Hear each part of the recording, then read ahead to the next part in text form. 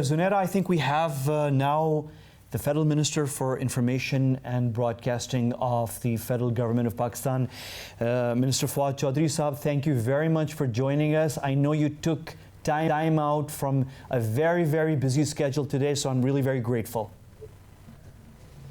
Pleasure is all mine. And I would have loved to ask you the first question, but I'm going to pass the baton on to Zunaira. Yeah, so Mr. Minister, I'll be the devil's advocate here.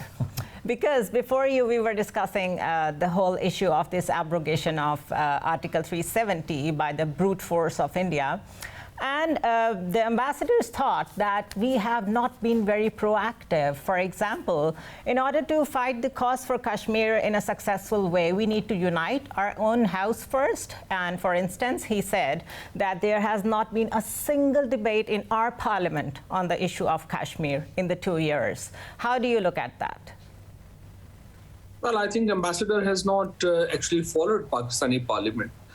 There have been a series of debates on Kashmir. There have been at least 3 joint resolutions. Actually, all parties, despite, in Pakistan, we have a very loud democracy. We have huge differences with each other.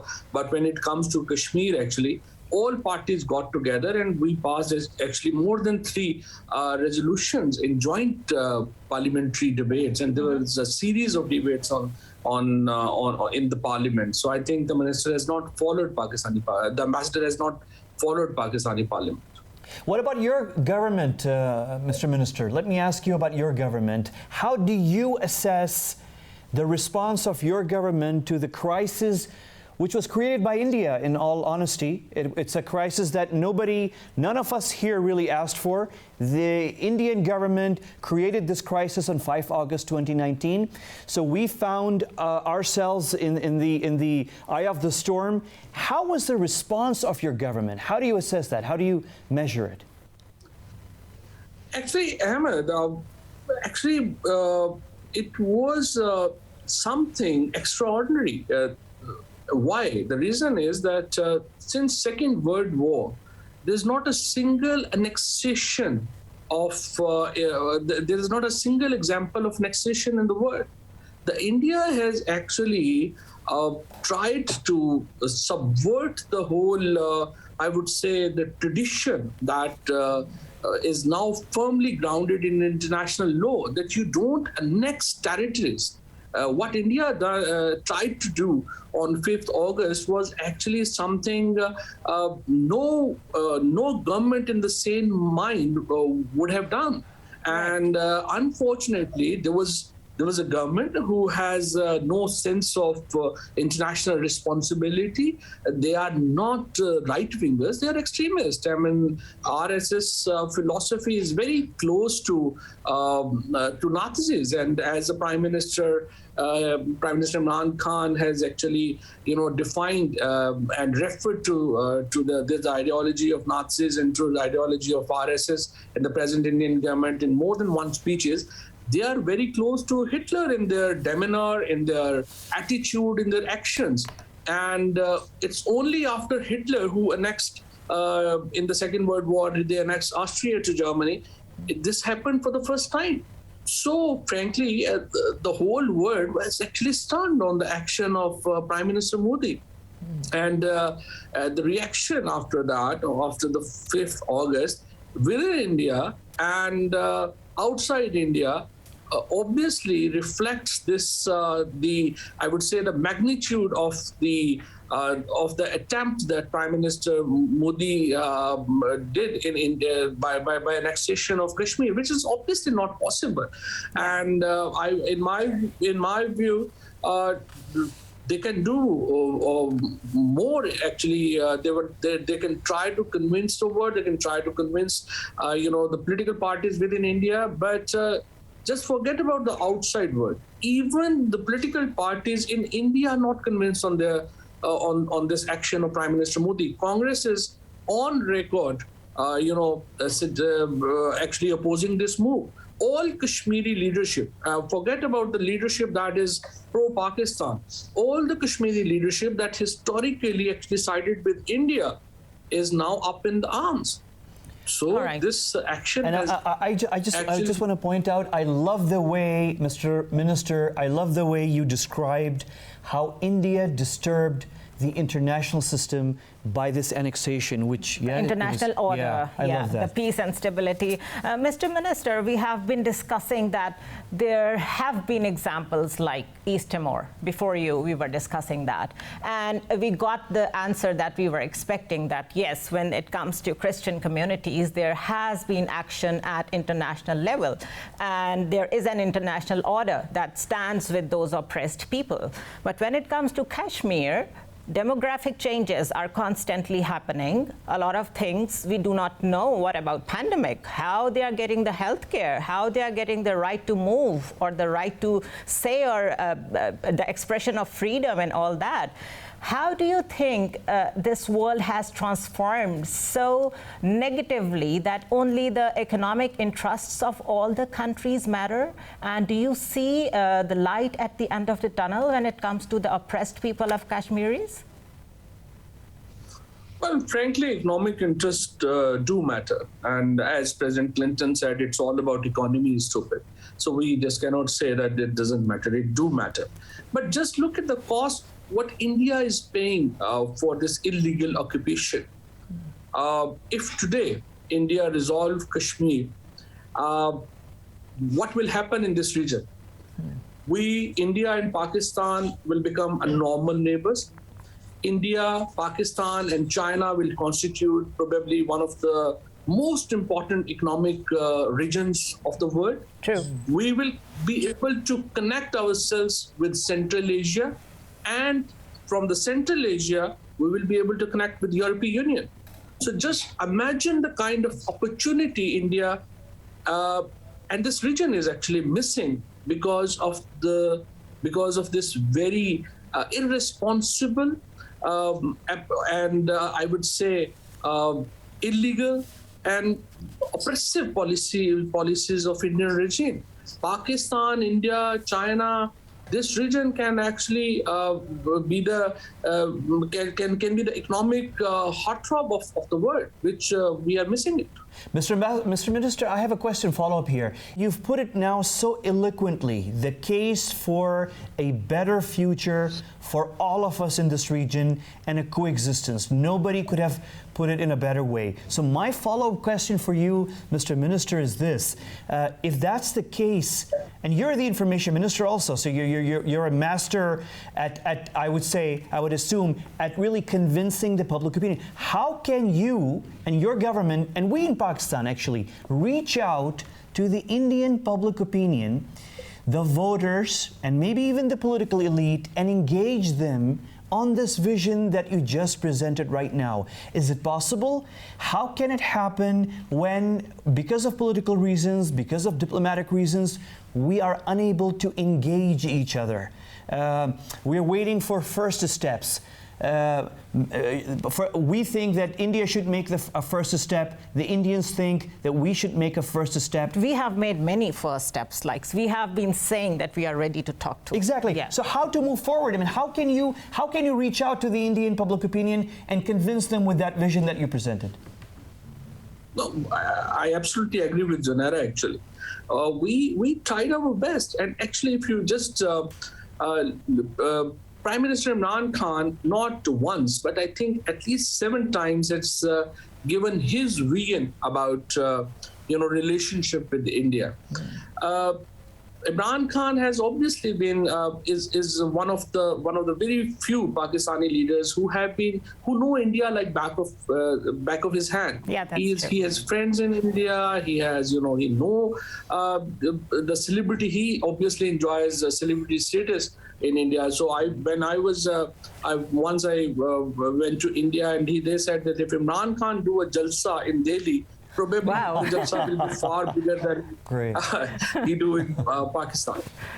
Wow. So Imran Khan is very, very popular in India. And what is his vision about the relationship? This is the vision that he actually gives, that if India and Pakistan can come on terms in Kashmir, what will happen is that Pakistan and China and India, we will become actually we will be the central country in the two biggest markets of the world. I just have a question, Mr. Minister. There's another thing that goes to the credit of Prime Minister Imran Khan. He is the first probably politician, not just in Pakistan, not just in this region, but also, I think, globally, who actually defined the conflict in Kashmir in terms of the following impressive comparison, which is to compare the suppression that India is doing in Kashmir and the Palestine. Not Palestine. Not Palestine. To Holocaust. Oh wow! All right. To compare Hindutva to Nazism. The fascist regime. And the best part. To compare Modi to Hitler. And I remember, Mr. Minister, when Prime Minister Imran Khan made this comparison 2 years ago, immediately after 5 August 2019, I do recall the kind of media coverage he received, and that statement of his received internationally. I mean, it was everywhere. So, and I think in those very short words in comparison, Prime Minister of Pakistan, Imran Khan, was able to convey in simple few words a very, very complex issue to people of the world who may not be following this whole story. How do you see your government's diplomacy moving forward, Mr. Minister? Well, you see, and this is not a metaphor. This is a big reality that what Prime Minister Modi is doing and and the way of his thinking is actually very close to Hitler. He believes that there is no international law. They believe that the extremist ideology of Hindutva is trying to impose on a very large country like India, and without realizing the consequences, without realizing that how the people will react to that, are actually very close to what Hitler tried to do in Europe. And this comparison actually fits in. It's not a metaphor, it's a reality, what Prime Minister Imran Khan has explained to the world. And I think his speech in the United Nations on Kashmir was one of the masterpieces.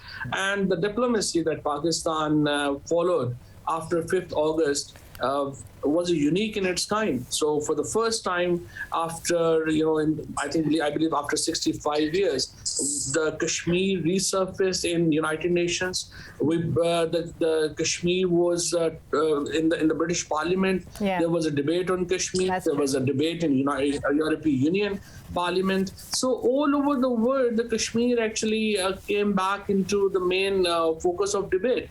So this is the kind of diplomacy that Prime Minister Imran Khan led to revive the issue of Kashmir. I just also want to point out one thing. This is a bit fashionable, even in Pakistan, to say that what we have done to Kashmir, what we have done for Kashmir. You see, we have fought 4 wars for Kashmir. Sure. Yeah, you will come to my constituency, Jhelum. We don't have a village where we have not a grave of a son who has not given his life for Kashmir. We have, our economy, our foreign policy, we have everything revolves around Kashmir. This is what Pakistan has done for Kashmir. And we are ready to fight another war for Kashmir. There's no problem in it. We will go to any extent because Kashmiris are part of our flesh and blood. We take them as our own. Yes. So, Mr. Minister, you have the platform today. Can you give a message to the people of India, to the media internationally? Can you be the voice of Kashmiris right now? Both to the people of India and also to the people of the world.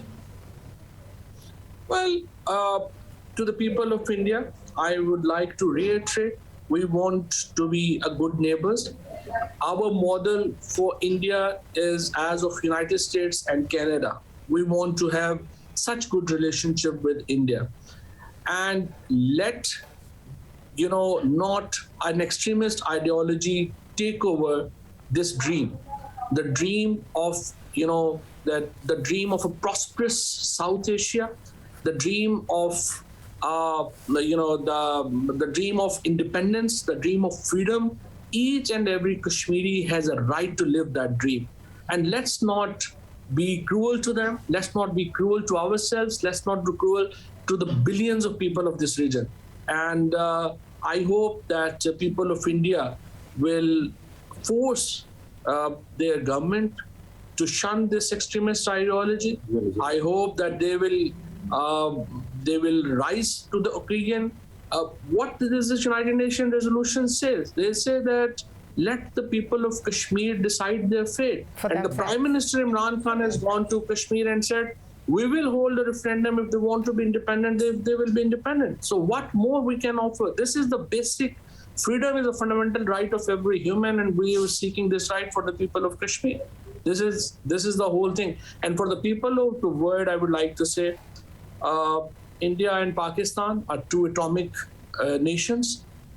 Let this conflict not to go to the extent where the world, and let's forget, if there's a war between India and Pakistan, the war will not, the heat of this war will be felt in all capitals of the world. Forget about this, the war will be between two countries. This will be another world war. So try to play your role. This is, of utmost importance for the people of Kashmir, for the billions of people of this region, and for the economy of the world.